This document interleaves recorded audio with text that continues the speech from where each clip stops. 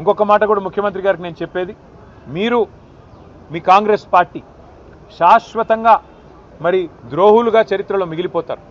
తెలంగాణ అస్తిత్వాన్ని దెబ్బతీసిన ద్రోహులుగా, తెలంగాణ తల్లిని రూపుమాపి కాంగ్రెస్ తల్లిని ప్రతిష్ఠించిన ద్రోహులుగా, తెలంగాణ సంస్కృతిని తెలంగాణ అస్తిత్వానికి చిహ్నమైన కాకతీయ కళాతోరణాన్ని, చార్మినార్ని, తెలంగాణ ఆడపడుచులకు అత్యంత ప్రీతిపాత్రమైన బతుకమ్మని, వీటిని దెబ్బతీసిన ద్రోహులుగా నీ ప్రభుత్వం నీ పార్టీ నిలబడిపోతుంది.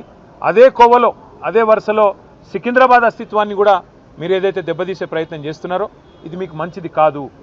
ఒకటి మాత్రం పక్కా, ఇవాళ మీరు ఈ ర్యాలీని ఏదో భగ్నం చేసి మా వాళ్ళని కొంతమందిని అరెస్ట్ చేసి మీరేదో సాధించినాము అని చెప్పి మీరు పైశాచికానందం పొందొచ్చు, కానీ ఇది తాత్కాలికం మాత్రమే. తప్పకుండా శ్రీనివాస్ యాదవ్ గారు చెప్పినట్టు కోర్టుకి పోతాం.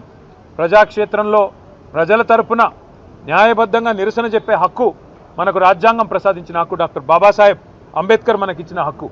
అట్లాంటి హక్కును ఈ జనవరి మాసంలో ఏ జనవరి 26న అయితే మనం రిపబ్లిక్ డేగా జరుపుకుంటామో, మరి రిపబ్లిక్ డేకి 10 రోజుల ముందు మరి రాహుల్ గాంధీ గారు పెద్ద పోజులు కొడతా ఉంటాడు కాన్స్టిట్యూషన్ పట్టుకొని, ఇగో మేము కాన్స్టిట్యూషన్ సంరక్షకులము రాజ్యాంగ రక్షకులం అని చెప్తాడు. ఇదేనా మీరు రక్షించే పద్ధతి?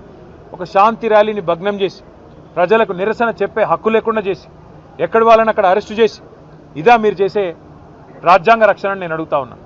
అందుకే శ్రీనివాస్ యాదవ్ గారు చెప్పినట్టుగా కోర్టుకి పోతాం, ప్రజలను కూడా జాగరూకులు చేస్తాం.